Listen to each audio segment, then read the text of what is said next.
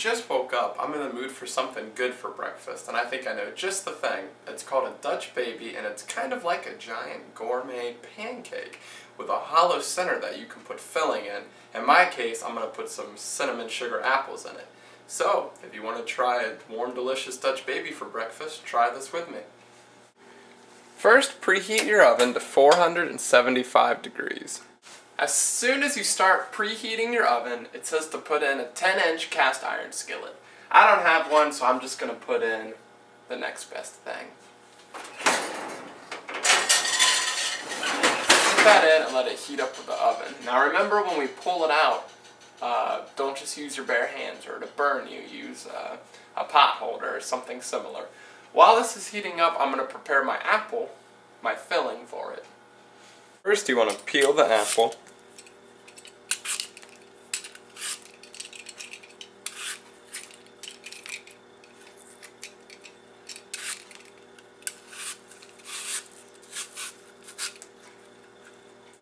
Then you want to cut it into pretty equal portions. I'm going to cut off the stem, then the bottom tip.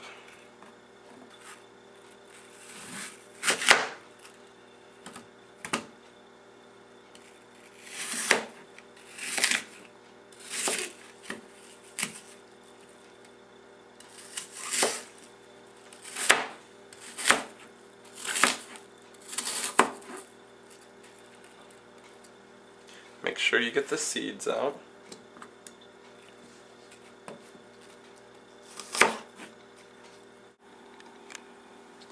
Take your pan and put it over medium heat. In my case, I'm using a steel pan, so I'm going to put it to a medium low. And then we're going to melt a thing of butter in it and throw in our apple pieces. Okay? Put your little piece of butter in there. I would probably just use a third tablespoon, maybe half. Depends on you how much you like butter, how much you think you need.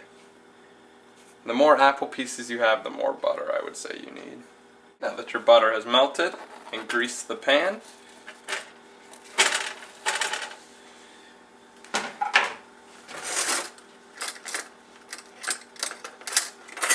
Get your apple pieces in there and just kind of separate them. Stir them a little bit.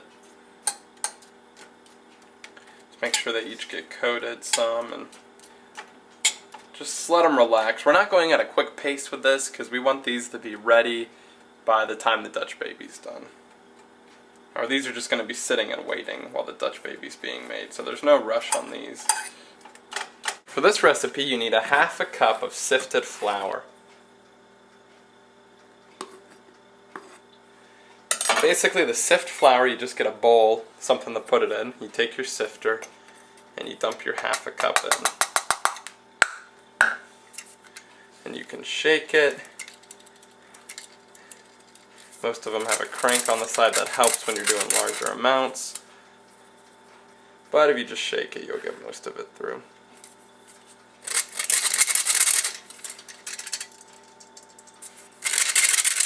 Okay, that's about it. It's good when cleaning these to not run them underwater in some cases, as they will rust, or if you do run them underwater, just clean them really well. But you can just knock it out a few times to really clean it. Now take a medium bowl and you need to break 2 eggs in it.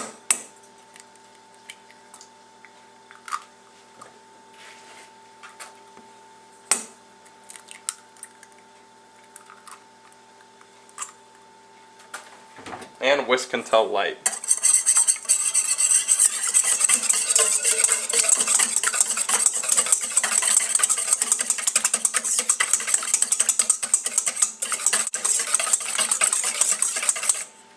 I would say at this point it's pretty light. Now it says gradually stir in half a cup of milk.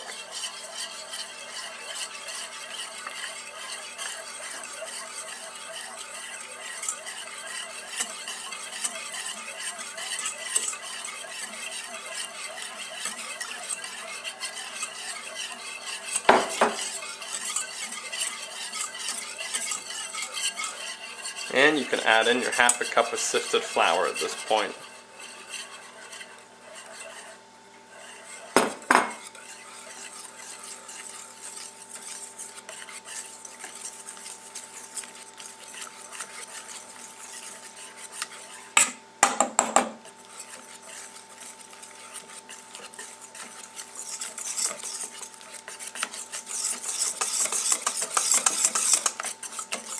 also good to gradually add in the flour if you want. But it doesn't matter for this smaller recipe. Some bigger recipes you want to add it in slow so that it doesn't get chunky. But this batter's decent. Okay, also add in a pinch of nutmeg. So it's fun to literally do a pinch sometimes. Stir that in.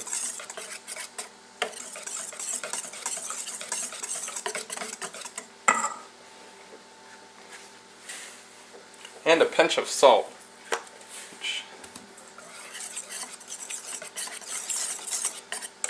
Okay, now this is ready to put in our skillet. Now that our oven's done preheating, you're going to want to get your skillet, but make sure you grab it with a pot holder because the whole thing's going to be hot, even the handle. Set it on top of your oven and reduce your temperature to 425. It says to add 2 tablespoons to this.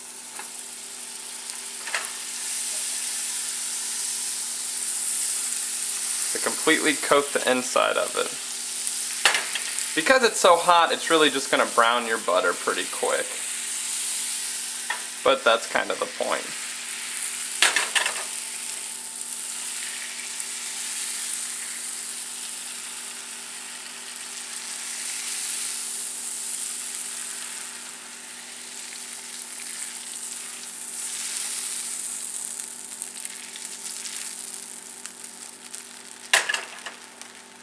Okay, if you have a lot of excess you want to get rid of, you can feel free to pour a lot of this out like I'm going to. Once you have this pretty well greased up with butter, pour in your batter.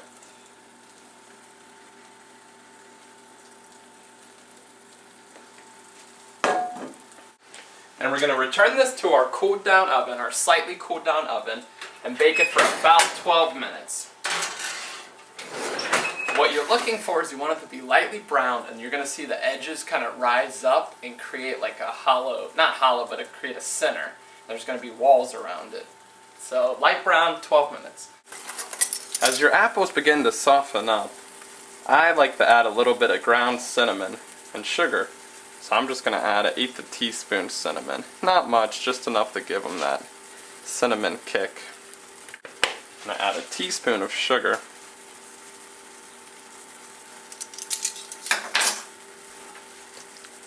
And then just continue to stir them. At this point you'll see some juices coming out of them. That's good. That means they're softening up.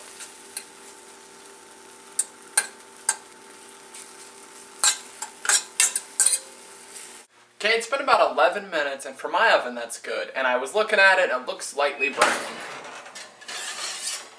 Pull it out. If you look like that, typically the edges should be risen more. I think mine popped up in the center more because I didn't get all my butter out. But usually your edges will be even more risen than this.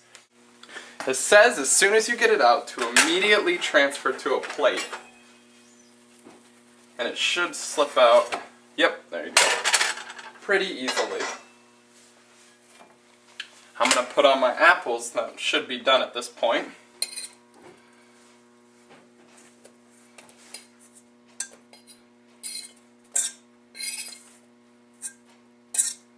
Spread them out as best you can. Really, you could do 2 or 3. I just didn't want to have that much for breakfast. And now for a fancy look. It says sprinkle 2 tablespoons of powdered sugar.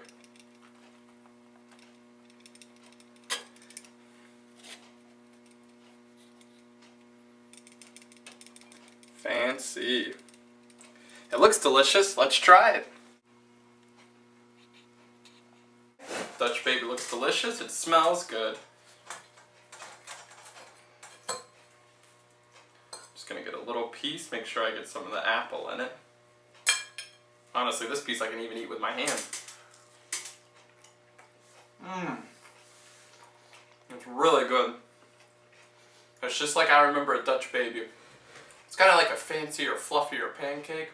I think it has a really good consistency to it. And if you really put a topping on it, I recommend you definitely use apples, or some people use lemons. But if you put a topping on it, get some powdered sugar on it, it is a wonderful, gourmet, easy to make breakfast for beginning cooks. Good luck.